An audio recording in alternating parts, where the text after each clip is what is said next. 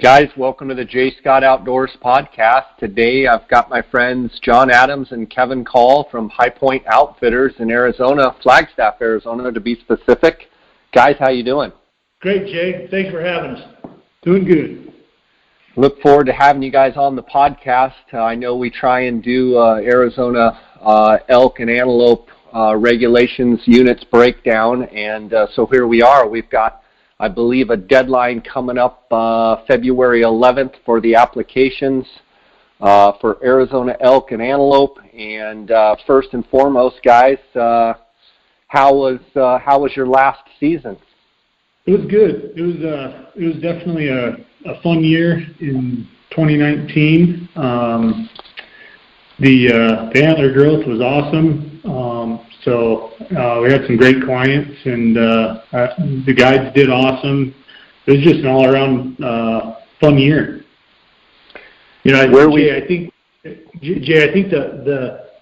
the archery rut was a little slow because of lack of moisture this summer, and we can probably get into that a little bit more. But the rut was, off, but luckily we were able to still get it done without the lack of rut.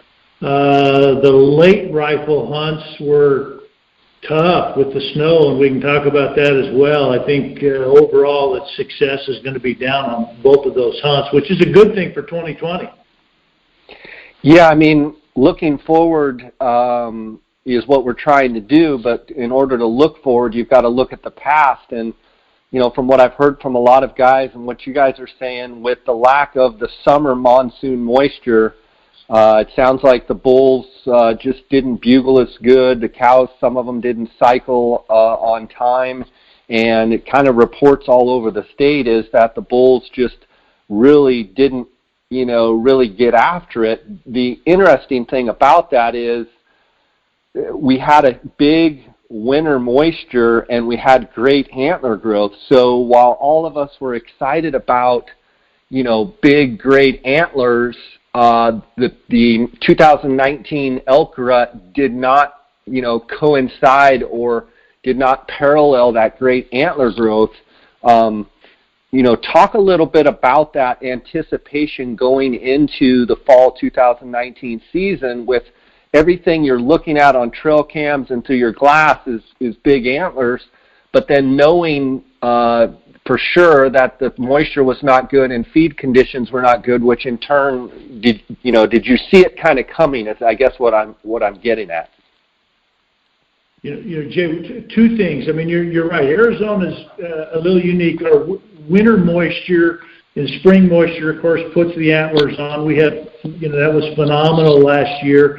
But really our summer monsoon moisture, which is July, August, really sets us up for the rut with good grass. The cows are in good shape. Last year that was lacking. And so our rut was a little slow. It really never took off. Yet,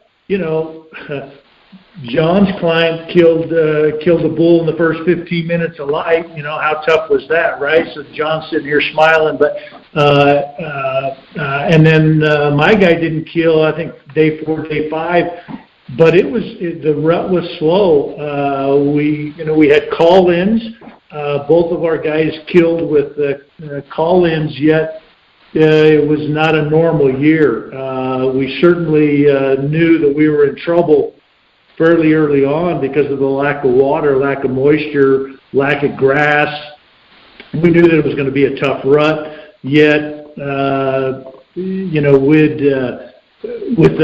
the antler growth, we were super excited, and we killed some phenomenal bulls on the archery hunt just because of the antler growth.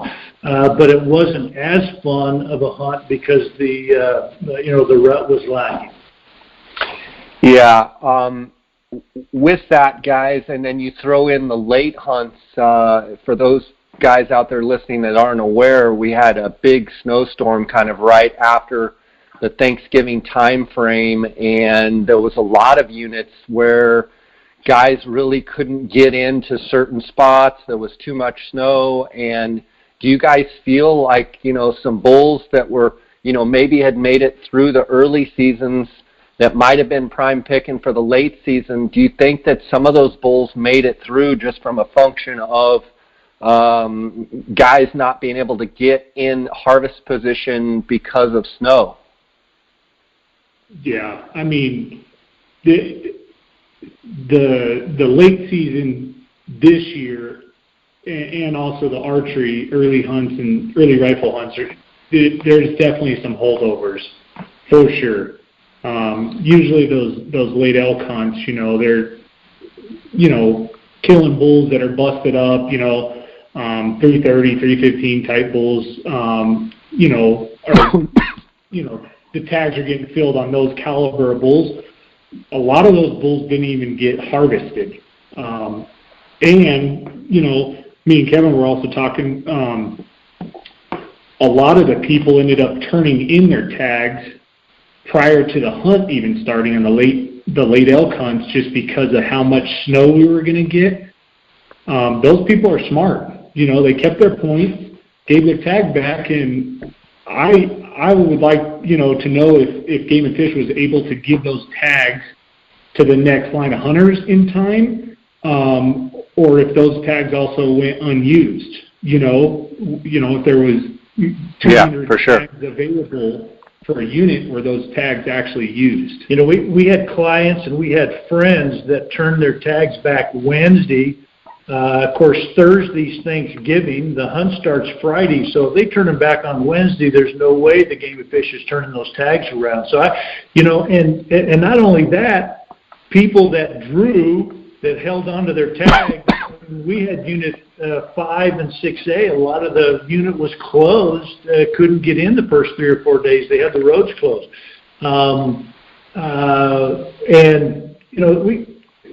I was in Unit 10. We had 16 inches of snow or so. It rained, and then it snowed, and then it rained, and it snowed. It was super heavy. We lost wall tents. We had people that had to get airlifted out. I mean, it was a no-joke storm. And before the storm, John and I were talking, man, this is going to be awesome. This is going to be awesome. I can't believe people are even thinking about returning their tags back. We were thinking 6 to 8 inches, we'd be fine. The snow really wasn't the problem. The wind, Friday, after it snowed, Friday night, Saturday, the wind just howled. And we had 3-foot snow drifts, even more than that in some places. I mean, we got into, there were some places that we could not access, which is unfortunate, until day 5 or 6 of the hunt, and there were certainly some elk spared on that hunt, whether those were, tags given back, people giving up on the hunt after the first couple days because of access, or, the elk just, there was definitely some holdover elk from the late elk hunt. For sure. So looking forward, things look bright. What kind of conditions? We have to take the data as we know it. So where do we sit right now in your mind as far as normal weather patterns and conditions, moisture on the ground right now, moving into this application season? Yeah, I would say going into this year, it's looking good. I mean, during the summertime, it was definitely dry. But I don't think, the animals took a big hit or, it affected them, going into the winter. But I think the moisture, what are we at this year? Like, we're over 200%. Yeah. 200. I mean, we're sitting here looking out my office door right now, and there's, a foot of snow on the deck still. So we've got some good snowpack. It's continuing. The mountains had over 8 feet of snow since November. That's phenomenal. So we're stacked up pretty good. We've got another storm coming in, I think Thursday. Here we are, first week in January. So looking out to middle of January, we're well over 200% of normal. So we're in real good shape unless things just shut off. I can't imagine that we're not stacked up for good antler growth this year. Yeah, guys. Go ahead, John. I was looking at the internet, and the Snow Bowl opened the earliest it ever opened. So that's one good indication. Lake Powell is also 27 feet above where it was last year at this time. So, I mean, it is. We're going into this year way better than we were going into last year. So, well, good. That's a good sign. So things are looking good. Is there anything that would tell you guys, to tell people to wait it out, go ahead and, just sit back through the month of January and just, let things unfold? On some years where moisture's iffy, a lot of times that's the strategy. I tell people, like, literally don't do anything to the last week. Go ahead and wait January out and just see what conditions happen. Just let everything kind of unfold as much as you can. It seems like the writing's already kind of on the wall that it's definitely going to be at least an average year, if not better. Would you guys agree with that? And is your strategy go ahead and apply, or are you still kind of the mindset of, kind of wait till February 1st to really start getting serious? Yeah, we're definitely starting to run into people that have already used their point guard from a few years ago. But if they have not used their point guard, they really don't have much to worry about going into this year.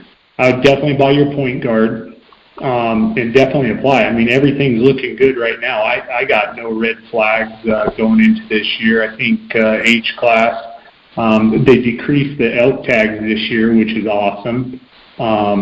So yeah, I think I would say there's no reason not to apply this year. Jay, we're a month out, of course, but looking out 10 days, 14 days out with the forecast, we've almost got the whole month of January covered with the forecast. Can't imagine that anything's going to change drastically. We always tell our guys, just like you just said, wait till a week before the deadline, start applying, just for, something unique would happen. But really, it's all the system is green right now. Put in, get going, because it should be a good year.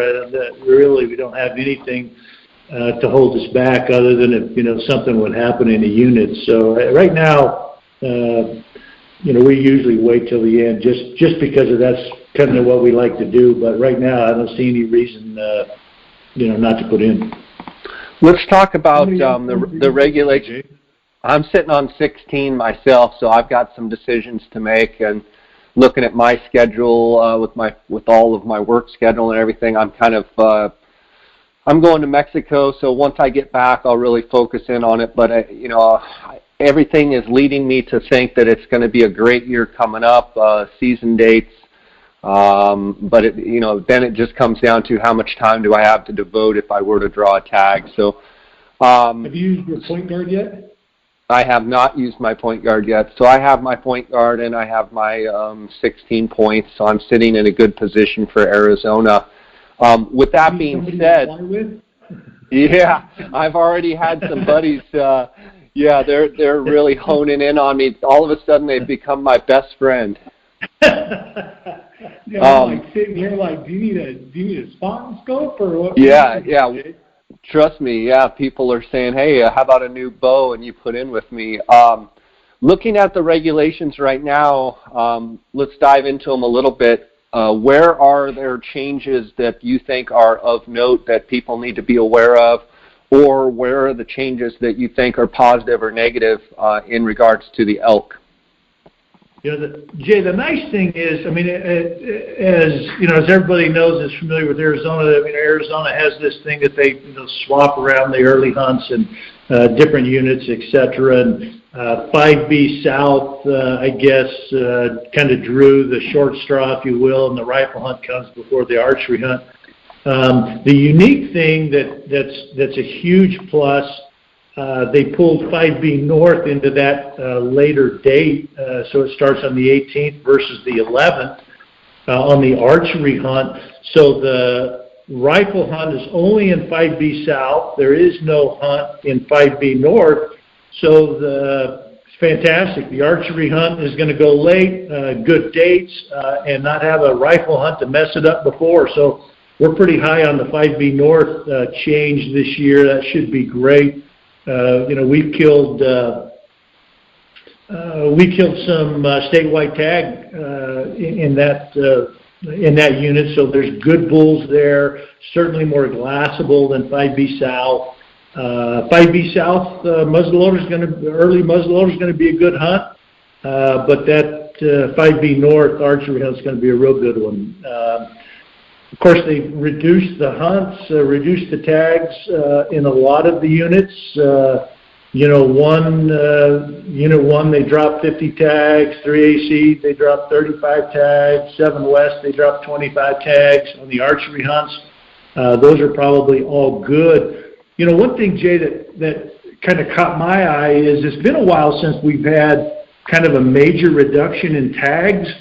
And if you look at the total draw tags, elk tags, they're off. They've dropped them over 1,400 tags this year. It's been a while since we've seen that kind of reduction. They've thrown a ton of tags, almost a whole 1,400. They've thrown at the limited opportunity tags. So the limited opportunity tags are way up, and there's not a lot of those tags that we're high on, the limited opportunity. But the overall draw tags are down.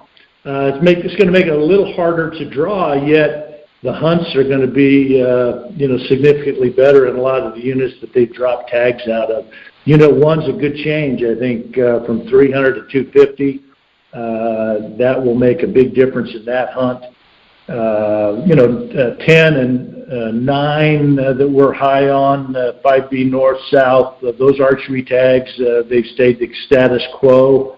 Of course, Unit 10, they've changed the tags the last 2 or 3 years, continued to reduce them. They've stayed them steady this year. We've seen some significant improvement in 10.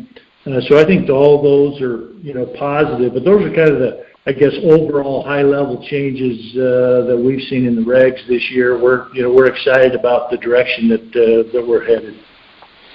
Yeah, for sure. What I'd like to do is, if you will, like to just kind of go down through the units, and this more of a kind of just a shotgun.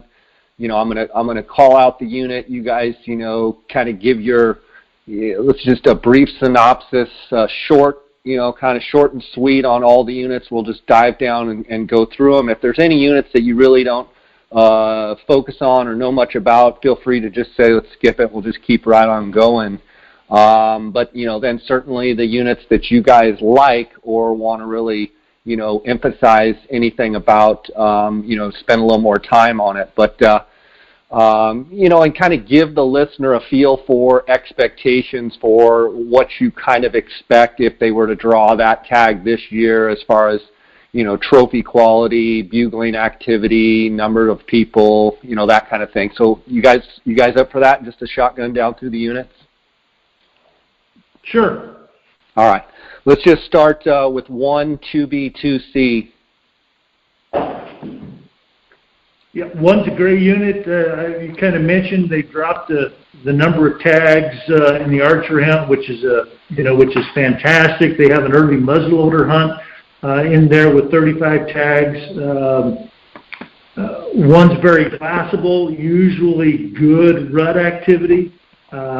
Expectation for that hunt, 340, 350 type bull, certainly with a significant chance at a better bull than that, especially if you've got time to scout or have knowledge of the unit. Good unit. Okay, 3A, 3C. Good unit. It has an early rifle hunt. It's had 25 tags there forever on the early rifle hunt. Of course, it borders White Mountain Apache, great unit. The archery hunt, they dropped 35 tags out of, so they went from 135 to 100. That's a good change.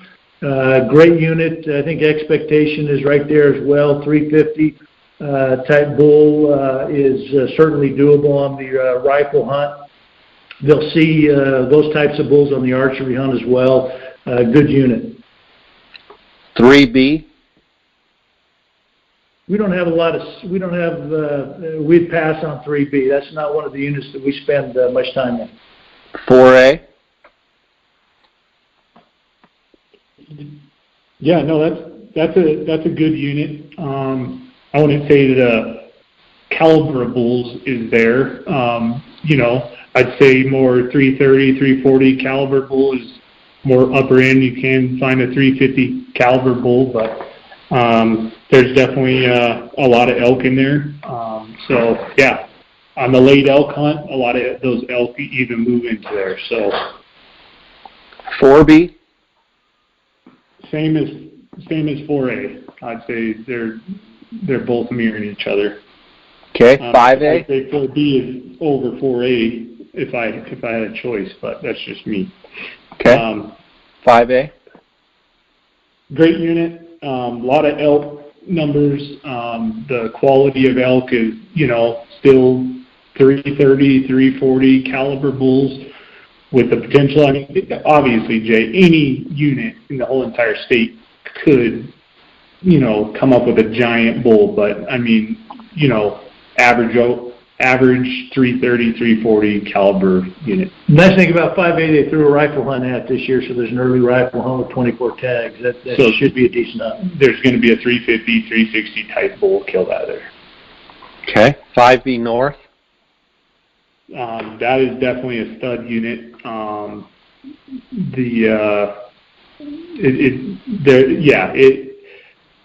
That's where me and Ben were. After I was done with my archery hunter last year, that's where I went and helped Ben Sandel, and that's where we killed his bull last year. It was like a 370 bull during the archery hunt. It's a great unit. I mean, they even killed a statewide bull out of 5B North last year. So the unit always has a 380 plus bull in it. It's definitely one of the better units. Easier to draw unit. Doesn't take a lot of points as some of the upper end units.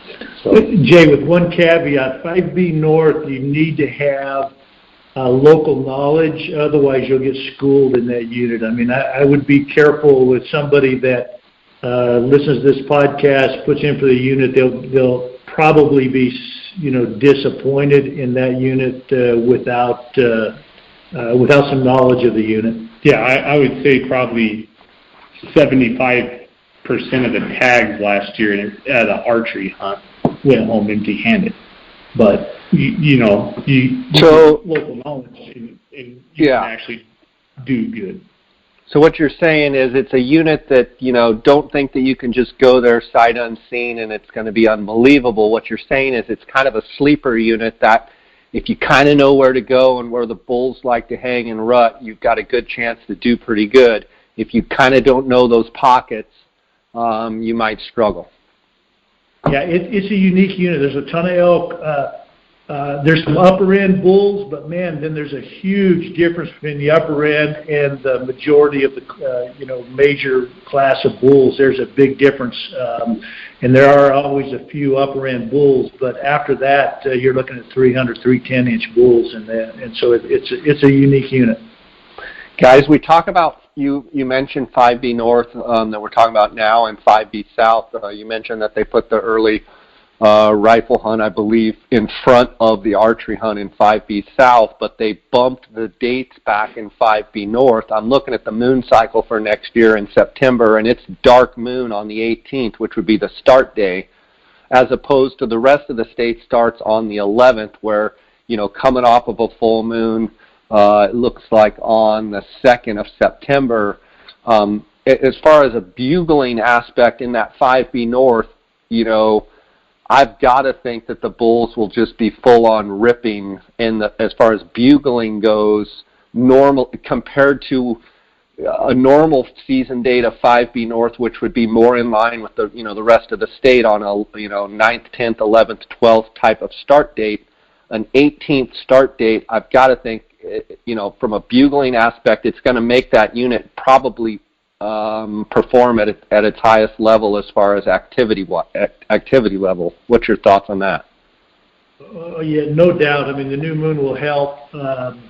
and the pushback will help as well. Not having an early rifle hunt in front of it, is going to help. But, Jay, to me, the summer monsoon makes the biggest difference in what happens typically in Arizona on our rut. So moon's great, dates are great, but I would take, weather and moisture, that would impact that rut significantly more than a moon phase would. Just that's my personal opinion. So with good moisture, the rut's going to just kick off, be much stronger with wallows around. The elk seem to be more active during the day. All of that's more important to me than moon phase, but all of it, is stacking up to, be looking pretty good.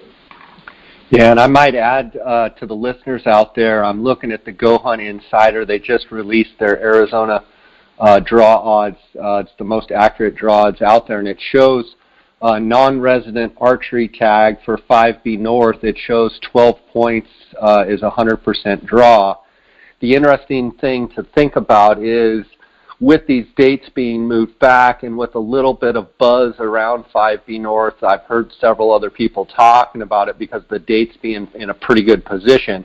It'll be interesting to see if that unit gets flooded or if the 12-point non-resident minimum, it stays the same, or if it creeps up and maybe goes to people with 13 points. It'll be interesting to see how that plays out. Yeah, with 144 tags, only 7 of those going in the preference draw or bonus point pool, 7 points. I mean, that sucker could go to 15, 16 real easy. Yeah, for sure. Okay, let's talk about 5B South. Similarly to 5B North, it doesn't have the quality that 5B North has. Harder to glass probably, so the success isn't as good. Ton of elk, usually a lot of bugling, and a lot of strong archery hunts in 5B South. Not as good as 5B North as far as quality is concerned. With 200 tags, you're going to have more people too. I mean, is it a unit? I hear that the elk still bugle pretty good for even the amount of pressure, or would you disagree with that? Oh no, we always have good strong bugling. There's just so many elk in 5B South, Jay, that we never have a problem with finding some elk that are bugling and carrying on. 5B South's a pretty good unit. Yet, you're looking at 310, 320 type bulls nonstop. Sure. 6A. Very similar to 5B South. The 6A's got a ton of elk, but good grief. There's a lot of tags, 700 tags. Yet, there's some rough country in 6A. You can get away from the people. Bulls are always bugling, a lot of good activity. But 320 type bulls are what you're looking at, with some upper end bulls, certainly better than that. But it's a unit that if somebody doesn't have a lot of points and just looking for an archery hunt that's got a lot of good elk rut and some fun stuff, 6A's right there. I mean, it's a fun unit, fairly easy to draw, a unit that certainly without a lot of points ought to be considered. Yeah, we call it the Flatlander unit. It's like the closest unit that all the Phoenix people can come to hunt. Easy. Yeah. Okay, 6B. 6B. Yeah, 6B is honestly probably a 300, 320, 330 type unit. Can you find a 350 caliber bull? Absolutely. The biggest unit or biggest bull I've ever seen in my life came out, was in 6B. And that was, a long time ago. But I mean, it's just not there as far as H class, and it never will be. It's surrounded, between Unit 8. They pile a lot of tags in, and 6A. So it doesn't have the chance to get to that age class. 7 East. How much time you got? I know. Talk about 70s. In years past, you've gone off on 7 East. It used to be one of our favorite units, and unfortunately, it's going to take a while to come back. Okay. Yeah. It's a sore subject. Let's just skip over it. All right. What about the peaks in 7 East? Is that even worse? Say it again. The peaks unit in 7 East, the wilderness hunt, 15 tags. That's what destroyed the unit is that peaks hunt. So, but yeah, I would say it's not getting any better. It's just getting worse and worse and worse. It goes to show, you see a 6-point bull in that unit. It's something productive. I mean, it's all the way across. I mean, from the late elk tags that they throw in that unit, how many they throw in, to the peaks hunts, how many early rifle peaks hunts they have, to how many archery tags. It just doesn't stand a chance. Which stay away from it. 7 West. But what you were talking about for late or for out-of-state hunters that are looking for an opportunity to come hunt elk in Arizona, it is an easier to draw hunt. I had a guy that had drawn it with 15 points this last year, and I told him he drew the early peaks hunt because he saw that it was an early rifle hunt, and he drew it with 15 points, and I made him turn his tag back in, and he was a little miffed, but his friends ended up drawing Unit 10 tags for the late hunt, and they ended up coming out and hunting with us, and he ended up coming too, and he thanked me after he did some more research, but he thought he had drawn a super awesome hunt.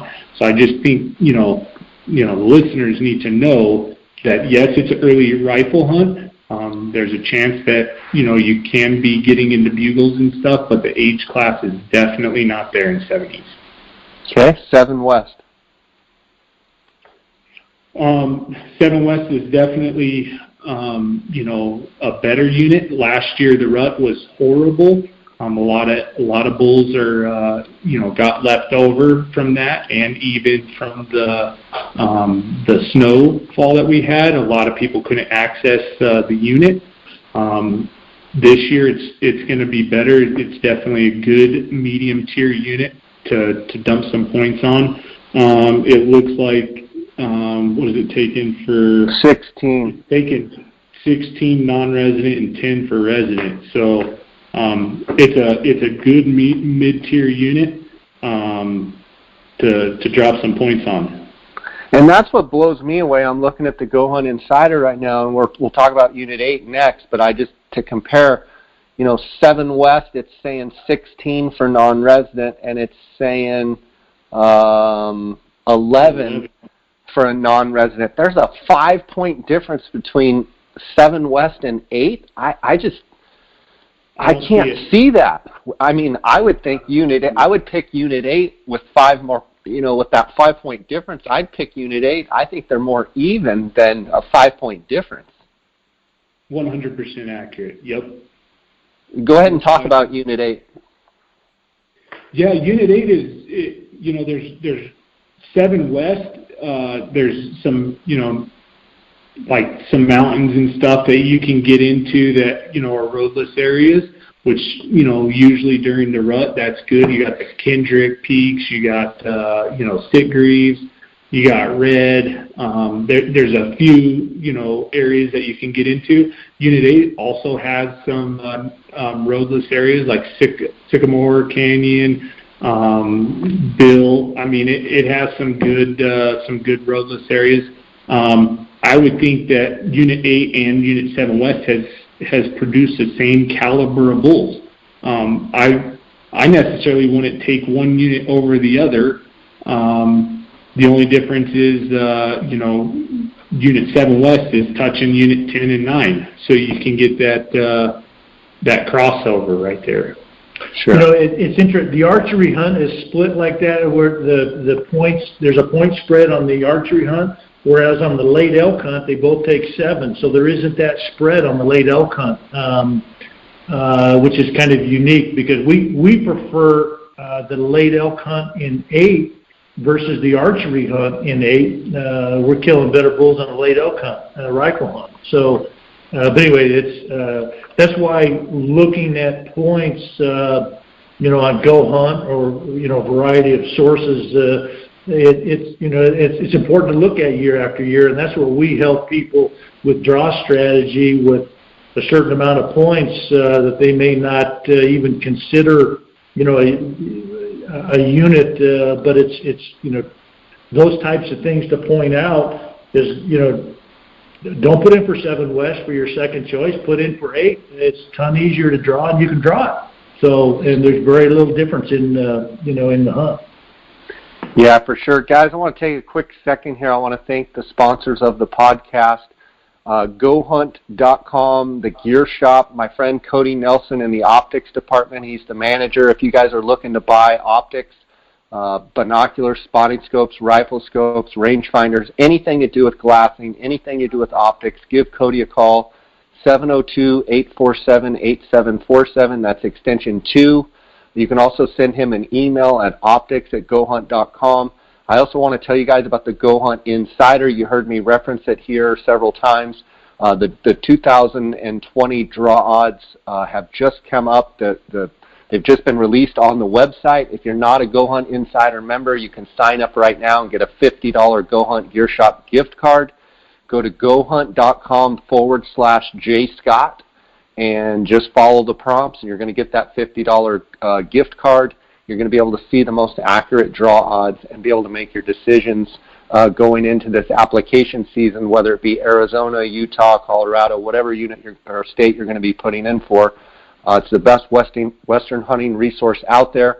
I also want to thank KUIU Ultralight Hunting. That's the gear that I wear on all of my hunts. Go to KUIU.com. That's KUIU.com. Also, Phone Scope. Use the JScott20 promo code, and you're going to get a 10% discount. OnXMaps.com. Use the JScott20 promo code. You're going to get a 20% discount there at OnX Maps. Guys, let's talk about one of your favorites, Unit 9. Yeah, man, I was just there Saturday. I just killed 2 javelina with my wife. Did you see that? I did, actually. That was pretty awesome in the snow. Dude, it was cool, man. That's an over-the-counter tag they actually have here in Arizona now. It's good for 7, 11, and Unit 9 over-the-counter archery pig tag. So we went out there, picked up some pig tags. Those are our very first pigs, by the way. But yeah, just thought I'd throw that out there. You know, one thing I thought I would throw this out. This is a good opportunity. You know, I saw the picture of the pigs, and John, I've got to say, I think you married way above your pay grade. I think your wife must have had a weak moment or something, because you did really well, big boy. Yeah, no, I can't agree with you more on that. Giving you a hard time. Okay, so Unit 9, let's talk about Unit 9, and then we'll jump into Unit 10, which I know is your favorite. Yeah, Unit 9, you know, is probably one of the most populated units for upper end bulls. You know, if you're looking in Arizona, if you're looking for a 350 plus bull, you can't go wrong with Unit 9. There is plenty of those caliber bulls. There's also some upper end bulls, some 390, 380 type bulls in that unit. That, you know, every year, like just last year, they even took a statewide bull out of Unit 9 as well. It's a phenomenal unit. There's plenty of elk. The elk rut was not that great last year. We had one client in Unit 9 last year on the archery hunt, and he passed plenty of bulls, and he ended up shooting at 2 giant bulls. It's a stud unit. It borders the park and a reservation and Unit 10, so it's going to be an awesome unit. Okay, let's talk about Unit 10. It's definitely one of the better units. I think 23 and 10 rival each other. I definitely think it's superior to Unit 9. There's no doubt that Unit 10 for the last few years has put down better bulls than Unit 9 consistently. Unit 10 is better whether they're rutting or not rutting. You can still glass them up, spot and stalk, or if the rut's strong, you can call them in. Jay, anybody that follows us know that we're high on Unit 10. We've had great success in 10 over the years.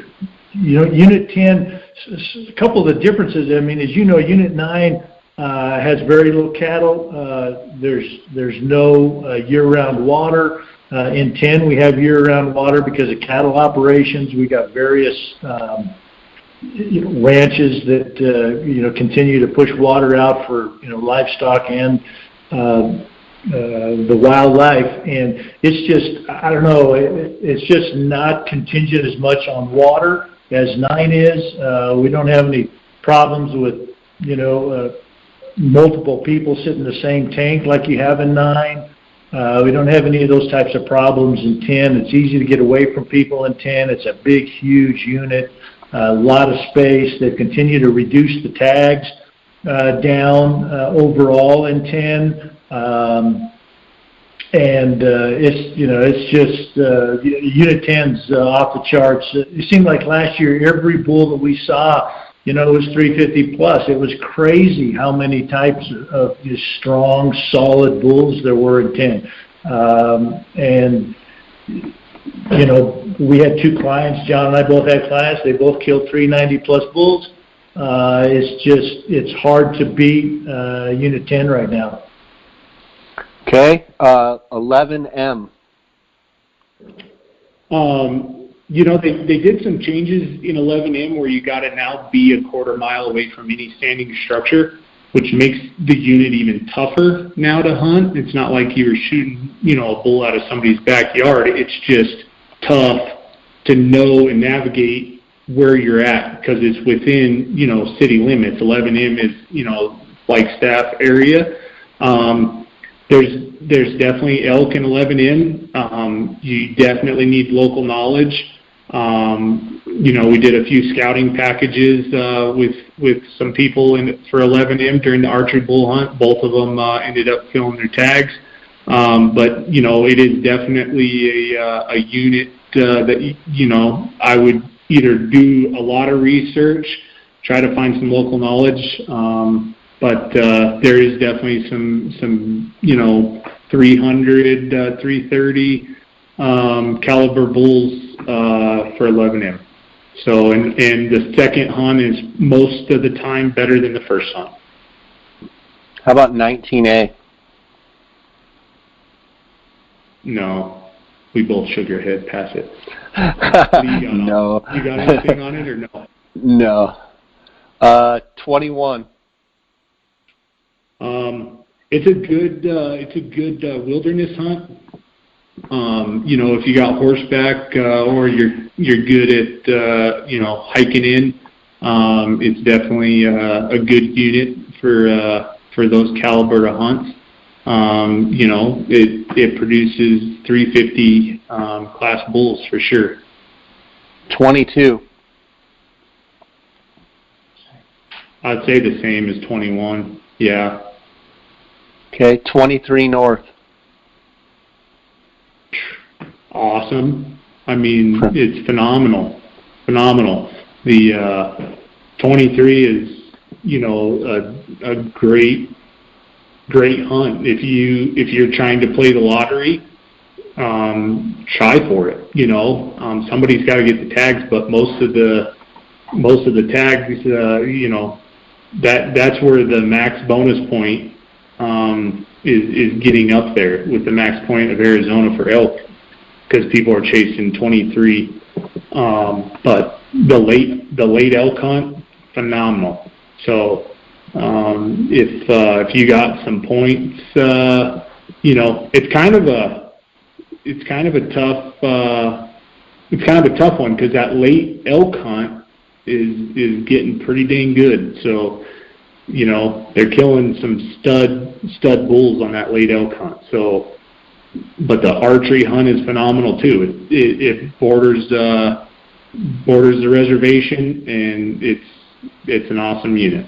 But we don't want to mess up your draw odds, Jay, so we probably will stop talking about 23. Yeah, your 16 points are not looking good for that. Yeah, exactly. 27. Awesome. It borders New Mexico, borders the reservation. It's going to have some.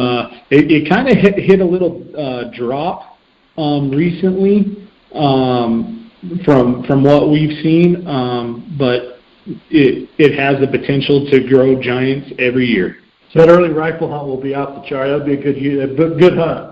27, the early rifle hunt. All right, guys. We got some questions in. I put out on Instagram questions for you guys. So let's just dive into some of those and go through them. So let's see. For us mid-tier point guys, 4 to 6 points, what late rifle hunts or draw strategy do you recommend for non-resident? Jay, 6A, 5B, actually 9, 7, 10. I mean, all of those are, for a non-resident, 7 to 8 points. I mean, 10 took 10, but there's all of the, if somebody will do their research on these late elk hunts, they're all pretty stacked close together as far as points are concerned, yet there's significantly better units than others. 6A with 700 tags, 5B with, 640. I mean, there's a pile of hunters in those units. And so we would prefer, 7 West and 8, and it takes just as many points. We'd prefer to move into those units. So just some of them are more glassable than others, but really the late elk hunts are all stacked together pretty much for points. And there's really some differences on the late elk hunt. The late elk hunt, we prefer 10, 7 West, and 8. The other thing too is do they shoot a bow? And this is where point guard comes into play. If they shoot a bow and they're willing to hunt hard with that many points, a late archery elk hunt with point guard is a phenomenal hunt. I mean, they could have one heck of a hunt if it's dry. We had people in Unit 9 this year during that late archery elk hunt, and both of them ended up filling within the first day. But then the moisture came on day 3, and then the hunt was horrible, So if they're willing to use point guard, play the weather, and see if it's going to be a dry year like we had this year, they could get it done easy, with a bow, and that's a good way to use some low points. Jay, right now, of course, hopefully Arizona will stay where we're at, and they can turn the tag back, the day before the hunt. Some people don't like that, but Colorado, of course, has gone. You got to turn it back 30 days prior to the hunt. Looks like Utah this year is going to go 30 days prior to a hunt. Arizona hasn't done that, so I guess play the game that the state gives you, and that is, draw tag. If the weather conditions are good, you're going to have a great hunt. If not, turn your tag back. You only get one shot at that, but it may be worth doing on these late archery hunts. Got a question here. What questions should a client ask a potential guide to see if they're a good fit to work with? Who's going to be your guide, John? Hands down, Jay, I can't believe people book hunts and have no idea who their guide's going to be. Yeah, no, we get those questions, and before I book a hunter, I make sure and call our guides and make sure they're up for that type of a hunt, or they want that caliber of a hunt, and then I call back the client and say, yes, this guide is in 100%, and then we put it in a contract, so there's no questions down the road or whatever. But yeah, I don't know how. Make sure you know who your guide is, and get pictures from that guide. Don't just take the outfitter's word for it that guide is respectable. Make him prove himself. In other words, you want to talk to your guide, or you want to know what has this guide been involved with, where have his hands been on some of these bulls, rather than, well, the outfitter's got great pictures, but this guide has actually never had an archery client and it's never actually killed a bull. That's where you think, well, he may be a great hunter, but I need to make sure I do my research here. If he's not used to dealing with people and hunters and clients, and he may be a great hunter, but can he get someone that's not a great hunter on an elk? That's kind of what makes a good guide. Jay, we have outfitters in Arizona that are really booking services. They turn into booking services. They book people left and right, and then they scramble to find a guide to cover it. And we get phone calls, a week or two before a hunt starts that, hey, can you guys cover this hunter? And you just shake your head. I mean, it's appalling. It's absolutely appalling, and it happens. It is, absolutely. It happens all the time, and it's embarrassing. And for those listeners out there, these guys are exactly right. You need to call. You need to talk. You need to know who's taking you. You need to know their experience level. It's happening more and more, and to me, it's appalling. It's embarrassing. It's one of the things that makes me want to start a outfitter association in Arizona and try and weed some of this out, because it affects the consumer, and that's where it's tough, because it gives all guides a bad name when this kind of stuff happens. So next question here is, rumors circling around the big bow. Does High Point know anything regarding it? You guys, I haven't heard anything, so I don't know what this person is referring to, but is there some rumor out there? There's Something a rumor new? every year, Jay. Every year the Boquillas is going to close. And people that don't know the Boquillas, it's about 750,000 acres. It takes up about half of Unit 10. Every year there's rumors that it's going to close. I think we're on year 5. Arizona Game and Fish has typically 5-year agreements with the ranch for hunter access. Game and Fish helps with water catchment and on to be able to keep the ranch open. I think we're on year 5 of that 5-year agreement. So this year I don't believe there's any risk of the ranch closing, but next year potentially. But I guess there's rumors that fly every year.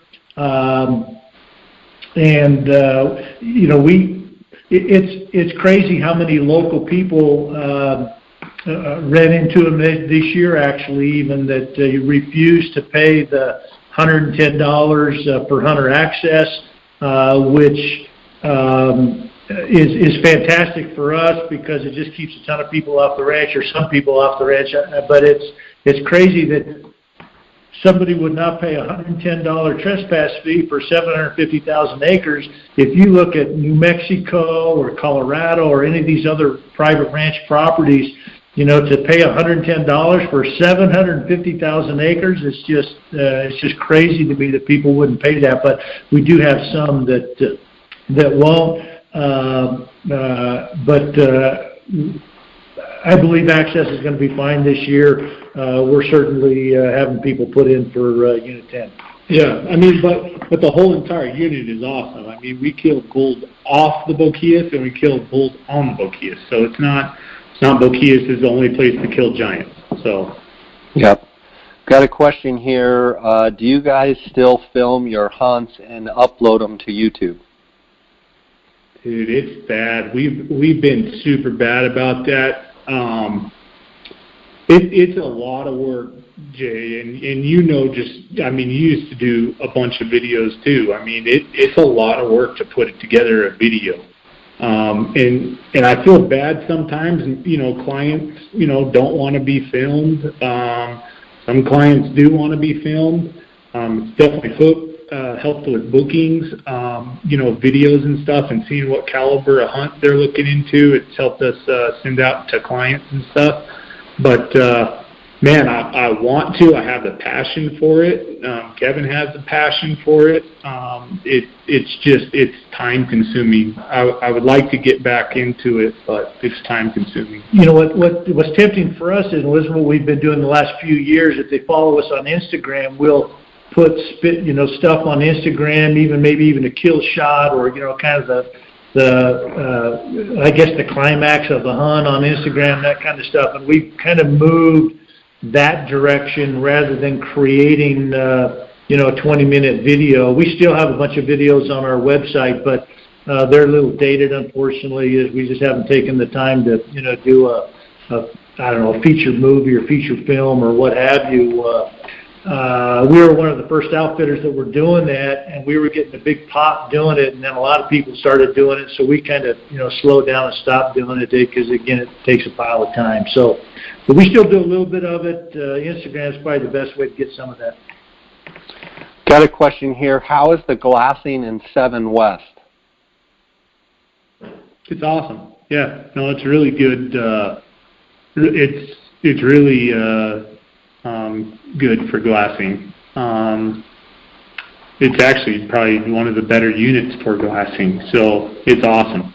Most of the units that people consider having good glass, they're looking into canyons, stuff like that, whereas 7 West, you're looking up on the various, hills that are throughout the unit. So it's a little different type of glassing, but the glassing is phenomenal in 7 West.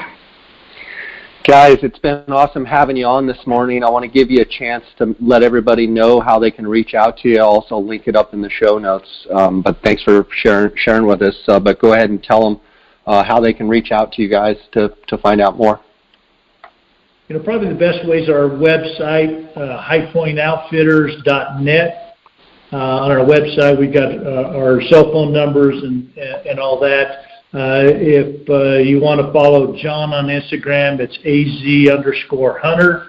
If you want to follow me, it's HPO for High Point Outfitters, HPO_Kevin Call. That's really the best way to hook up with us and send us an email. If they're email guys, you can send them to shoot, so it's SHOOT @highpointoutfitters.net. Awesome, guys. Well, thanks for coming on. God bless you both, and look forward to seeing your stuff this fall, and it's going to be on us before we know it. Yes, it's going to be awesome. Yeah, if you need somebody put in with, hit me up on shoot. No, I'm just kidding. I got you. Request is noted. Yeah, no, just let me know the spot and scope or whatever you're looking for, Jay. What I need. Okay, I appreciate it. All right, guys, take care. All right, thanks, man. Thanks, Jay. Bye.